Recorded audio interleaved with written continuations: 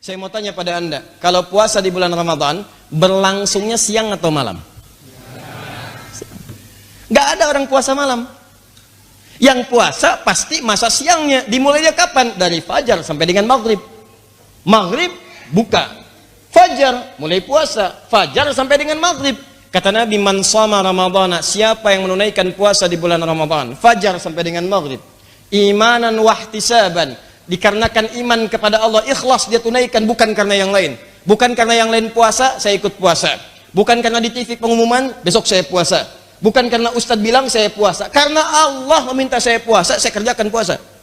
Wahtisaban, dia kerjakan ikhlas karena Allah, kemudian di situ dia mengoreksi dirinya. Ingat, makanya menjalani puasa itu bukan cuma nahan lapar dan haus. Kalau cuma begitu, jangankan Anda. Demi Allah saya katakan, kucing Anda pun bisa. Bagaimana caranya Ustaz? Jangan kasih makan dia. Fajar sampai dengan maghrib bisa dia puasa. Ya, kucing pun bisa. Anak kecil pun bisa. Apa yang Anda lakukan saat puasa itu? Coba sambil koreksi diri. Muhasabah, ke kantor tetap ke kantor. Oh, Nabi aja perang Badar bulan Ramadan. Fatu Mekah bulan Ramadan. Ini Anda Ramadan tidur. Bangun tidur, tidur lagi. Habis tidur, tidur lagi. Tidur, tidur. Ke kantor yang disasar musola. Mana musolanya? Pasti itu hadis palsu diamalin. Ya, siyamus shaimi niyamus shaimi ibadah, tidurnya orang puasa adalah ibadah. Hadis palsu. Hadis palsu. Siyamus shaimi niyamus shaimi ibadah, tidurnya orang puasa adalah ibadah. Hadis palsu. Hadis palsu. Yang harus Anda lakukan itu saat puasa itu sambil introspeksi diri, jalan. Begitu berangkat ke kantor kan Anda suka lewat jalan itu. Coba berapa kali Anda berbuat maksiat di jalan itu? Di sambil jalan tuh ingat-ingat. Coba dicek, yang pernah naik mobil berapa kali lupa bayar? Ayo. Ya, berapa kali kemudian berbuat maksiat, salah lihat. Ya, berhadapan dengan orang, ada yang bukan seharus dilihat, tidak dilihat, harus dilihat. Saat turun berdesak-desakan, saat mengumpat, saat macam-macam, saat Anda lewat, maaf, saat lampu merah, berapa kali saat disusul oleh orang lain kalimat Anda keluar dan sebagainya. Itu kan maksiat, tadi itu akan bersaksi. Jadi begitu Anda lewat sambil Anda istighfari, masuk kantor berapa kali berbuat salah di meja Anda itu? Berapa kali berbuat keliru di komputer Anda? Berapa kali bermaksiat, khianat pada pekerjaan Anda? Jam kerja Anda gunakan untuk mengerjakan kepentingan pribadi, itu kan khianat. Salah. Berapa kali mobil dinas dipakai untuk kepentingan pribadi? Padahal menyalahi ketentuan misalnya. Ada ketentuan, kerjakan. Ada perizinan, silahkan, tidak ada masalah. Tapi berapa kali kita melakukan keburukan di siang hari? Istighfari di situ. Istighfar, istighfar, istighfar. Apa kata Nabi? Ghufira lahu ma taqaddama min dzambi. Semua dosa-dosa yang pernah dikerjakan selama dia istighfar, merenung, salah-salah, itu diampuni semua dosanya dari sejak dia berdosa sampai dengan detik itu. Tapi kan ada orang yang siangnya diampuni, maaf malamnya bikin dosa lagi. Ya, baru buka, udah mau datang, siap-siap sholat tarawih, nanya, masjid mana? Alisan, imam siapa? Irfan. Panjangan sholatnya, pindah aja sana. Kemarin kan bacanya begitu-gitu juga ya, masa mulai 7:30 berhenti 7:30 misalnya, terus diungkit, terus gak nyambung nih kemana-mana. Kan udah keliru tuh. Makanya tiba-tiba kemudian muncul hadis yang kedua. Perhatikan yang kedua ini. Man qama ramadhana imanan wahtisaban ghufira lahu ma taqaddama min dzambi. Kalimatnya sama, cuman awalnya berbeda. Allahu akbar. Perhatikan. Ada dua hadis di sini. Ini saya hapus dulu. Allahumma shalli ala sayyidina Muhammad sallallahu alaihi wasallam.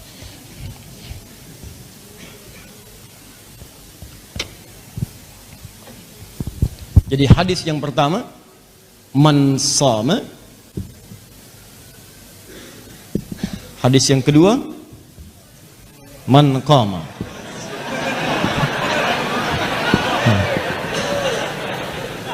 Satu, dua hadis. Lihat sini. Man shoma. Kalau puasa siang atau malam? Siang. Man shoma ramadhana. Siapa yang menunaikan puasa di bulan Ramadan, imanan wahtisaban, dikerjakan karena Allah dan dia mengoreksi dirinya, bermohon ampunan kepada Allah, ghufira lahu ma taqaddama min dzambi. Dia punya dosa sampai saat itu diampuni oleh Allah. Man qama ramadhana, qama itu fi'il, kata kerja. Kata kerja dari kata qiyam, qiyam. Kalau ada qiyam, tidak pernah disebutkan dalam sunnah kata qiyam qama kecuali ibadah di malam hari. Yang dimaksud qiyamul lail, sepakat semua ulama. Yang dimaksud tarawih, salat di malam harinya.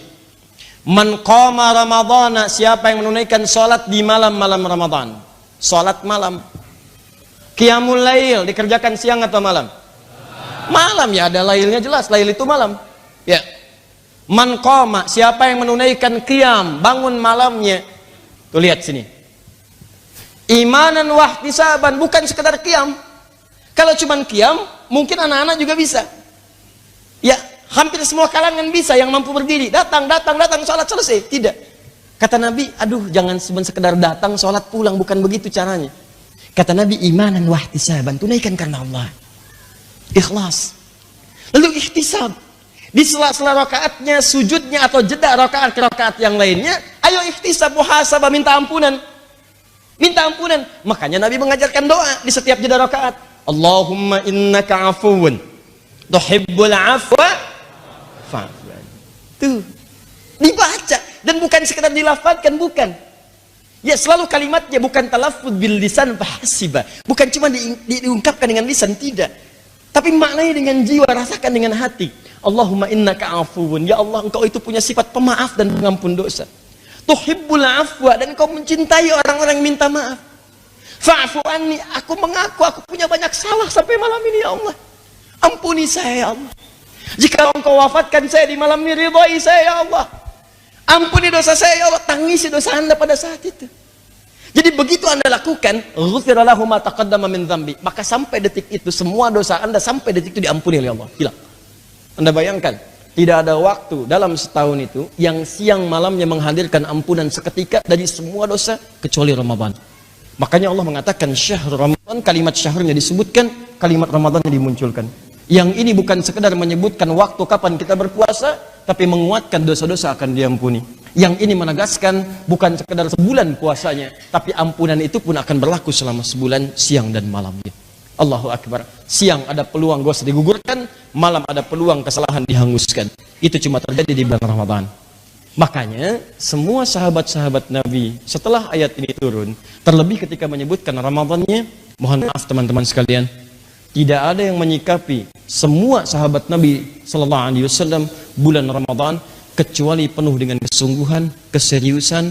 Bahkan Nabi sendiri memberikan contoh-contoh itu supaya bisa diikuti oleh umatnya. Jadi bayangkan, kalau manusia saja memberikan hadiah terbaik Anda kejar, kenapa Allah yang sudah menyampaikan ini yang terbaik yang aku berikan, ini sesuatu yang paling istimewa yang aku persembahkan, kenapa tidak kemudian kita siapkan dan kita kejar itu semua? Maaf, ini saya kasih gambaran ya. Di hadis Muslim, riwayat sahabat Abu Hurairah radhiyallahu taala anhu, di saat masuk surga tuh begini, ini ada kanan dan kiri. Yang kanan amal soleh, yang kiri amal salah. Ya, ada soleh, ada salah. Nanti saat kiamat itu terjadi, kemudian dihisab kita di hadapan Allah Subhanahu wa taala. Ya. Dan semoga kita insyaallah mudah-mudahan dijadikan ahli syafaat yang tanpa hisab insyaallah ya. Nanti kalau sudah masuk ke bahasan, saya sebutkan ada dua amalan yang kata Nabi langsung, itu ketika dikerjakan, itu bisa memberikan syafaat pada kita di hari kiamat. Ada dua amalan. Ya. Amal saleh, amal salah. Ketika seseorang berbuat amal saleh, kemudian berbuat salah, maaf, maka pahala amal salehnya nggak akan dihitung. Tapi hanya akan digunakan untuk menutup kesalahannya. Ya. Ya'ti yaumal qiyamati bi salatin, salat amal soleh, wasyamin, puasa amal soleh, wa zakatin, zakat amal soleh. Perhatikan baik-baik. Wa ya'ti qad syatama hadza, cuman saya yang suka mencela si fulan. Wa qadzafa hadza, pernah menuduh si fulan. Wa akala mala hadza, mengambil harta dengan cara yang tidak dibenarkan. Maaf, wa daraba hadza, senang berselisih sampai pukul-pukulan. Ya, berkelahi dan sebagainya. Awas, hati-hati. Wasafaka dama hadza, bahkan ada yang menumpahkan darah, bahkan menyebut nama Allah di dalamnya. Allahu Akbar, tembak A, B, bom C dan sebagainya tanpa dengan kaidah yang dibenarkan, yang keliru. Maka hati-hati, lihat kalimatnya. Tu'khadhu hadza min hasanati wa hadza min hasanati. Kalau ada orang berbuat salat lantas mencela orang lain, maka pahala salatnya itu hanya akan digunakan untuk menutup celaan yang tadi disebutkan. hilang. Diambil, nutupin ini. Ini bahaya. Anda habis sholat, keluar masjid, nyela orang misalnya. Dia belum kelihatan sholat dalam pandangan Anda. Mungkin dia sholat di masjid lain, berpapasan dengan Anda. Ya, lihat tuh si fulan tuh. Iya, kayak ahli surga aja ya. Iya ya. Waktu zuhur begini udah lewat, belum ke masjid. Semoga diberikan hidayah oleh Allah. Iya, nggak seperti kita. Iya, mudah-mudahan wafatul khotimah. Misalkan, itu saat dibincangkan, seketika mengalir pahala itu yang Anda dapatkan kepada orang tadi. Jadi kalau Anda dicela oleh orang lain, nggak usah marah dulu, karena ditransfer pahala. Jangan dibalikin lagi, udah dikasih dibalikin lagi. Dasar kamu begini, dibalikin lagi. Kamu juga begitu, yang nggak ada ujungnya. Paham ya? Nah, maaf, wasyamin, dia puasa, waqadhafa hada, dia menuduh orang lain, maka pahala puasanya ditutupkan kepada tuduhan tadi. Fa in faniyat hasanatu, kalau habis kemudian, maaf sekali, kalau habis kebaikan-kebaikan ini, tersisalah keburukan satu. Pernah gosipin orang misalnya, maka diambillah dosa orang yang digosipkan tadi, ditimpakan kepadanya, faturiha finnar, maka dilemparkan dia ke neraka. Nah sekarang ada yang beruntung, pahala dikumpulkan, dosanya ada. Jadi pahala banyak, dosa banyak. Ya, maaf, hati-hati. Tiba-tiba mendapatkan Ramadan, apa yang terjadi? Ini dihapuskan semua yang dosanya. Habis semuanya. Tersisa yang baik-baiknya. Begitu habis semuanya yang jelek-jeleknya, muncul yang baik-baik. Seketika kemudian misalnya wafat dia di hadapan Allah, maka Allahu Akbar, surga baginya. Sehingga tidurnya umatnya Rasulullah itu luar biasa, terutama tidurnya orang puasa. Tidurnya tasbih, tidurnya ulama juga tasbih. Karena dengan tidur itu kita tahu alamat kematian. Di mana kita masih di dunia saja punya kondisi di mana kita tidak bisa menentukan diri kita sendiri. Dan itu awal dari kita mengimani la haula wala quwata illa billah. Segagai koyok ngono ternyata ada kondisi di mana kita tidak bisa mengendalikan diri kita sendiri. Makanya disebut wa min ayatihi manamukum billaili wan nahar. Tapi saya ingatkan ke jenengan, sanad-sanad seperti ini tuh yang mungkin Anda lupa. Anda hanya ingat sanad misalnya ya Mu'ad inni uhibbuka faqul dubura kulli sholatin, atau fala tad'anna dubura kulli sholatin Allahumma inni ala dzikrika wa syukrika. Kamu lupa bahwa saat paling krusial dalam hidup Anda itu tidur. Sehingga disebut wa min ayatihi manamukum billaili wan. Itu dari segi krusial, gawat darurat, setiap saat Anda bisa mati. Belum urgensinya tidur untuk melawan maksiat. Itu kalau kamu hidup di kota Demak atau kota Semarang, genera kepikiran niklap atau wong ayu-ayu seneng terminal ning gone dalan-dalan, itu satu-satunya cara itu hanya tidur. Kowe nak melek tetap jelalatan, tak jamin. Masuk ke ngarep masjid Demak nggo tasbih gede-gede. Pangeran bedelok wong liwat tuh eling.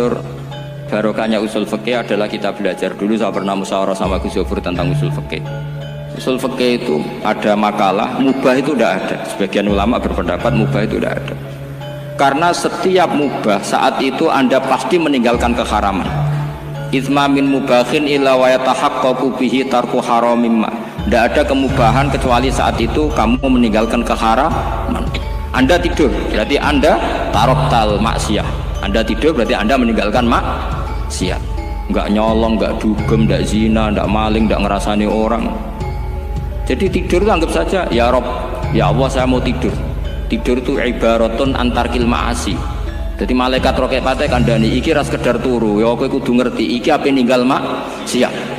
Hitung mulai saiki. Bismika Allahumma ya bismika. Amun ayo roket patet hitung, anggap ini kiat meninggalkan maksiat. Terus turun 6 jam berarti tidak maksiat 6 jam. Meskipun akhirnya maksiat karena bangun jam 7. Artinya maksiat rasubuh gitu. Tapi betapa krusialnya ulama. Ulama lah yang mengajarkan kita tidur itu rohatan lil abdan, untuk istirahat. Kita pulih lagi, bisa kerja lagi. Pak Bupati bisa ngantor lagi, Pak Kapolsek, Kapolres bisa ngantor lagi. Semuanya aktivitas tentara bisa ngantor lagi. Memulihkan kekuatan itu ibadah. Meninggalkan maksiat karena tidur juga ibadah.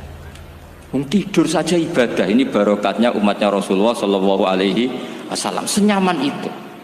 Coba kalau kamu jadi umatnya Nabi lain, wah itu beratnya bukan main. Dan itu sesuatu yang dimintakan Allah, dimintakan Rasulullah kepada Allah, yaitu Rabbana wala tuhamilna ma la taqata lana bih. termasuk la tahmil alaina isron kama hamaltahu alal ladzina min qablina. Jangan bebankan ke umat kami sesuatu yang seperti engkau bebankan pada umat dulu. Umat dulu itu kalau mau tobat, kayak umatnya Nabi Musa pernah nyembah anak sapi, itu yang pernah nyembah tobatnya dibunuh. Liyaqtulal bari'u minkum al mujrima, yang terbebas dari menyembah anak sapi disuruh bunuh yang pernah menyembah anak sapi. Fatubu ila bari'ikum faqtulu anfusakum. Mau beratnya kayak apa? Kalau orang sekarang tobat cukup soal Pak Rosid, salami template 100.000, dipandu caranya tobat diwari istighfar.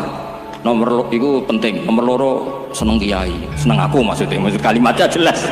Itu sudah. Pokoknya yang jelas gak usah dibunuh, gak usah apa? Gak usah apa? Dibunuh. Sehingga tidurnya umatnya Rasulullah itu luar biasa, terutama tidurnya orang puasa. Tidurnya tasbih, tidurnya ulama juga tasbih. Karena dengan tidur itu kita tahu alamat kematian, di mana kita masih di dunia saja punya kondisi di mana kita tidak bisa menentukan diri kita sendiri, dan itu awal dari kita mengimani la haula wala quwata illa billah. Segagai koyok ngono ternyata ada kondisi di mana kita tidak bisa mengendalikan diri kita sendiri. Makanya disebut wa min ayati manamukum billaili wan nahar. Yang bisa menganalisis itu siapa? Ya ulama. Ulama kok tahu karena punya sanad musalsal ila Rasulillah sallallahu alaihi wasallam. Sehingga uniknya kenapa tidur itu sakral?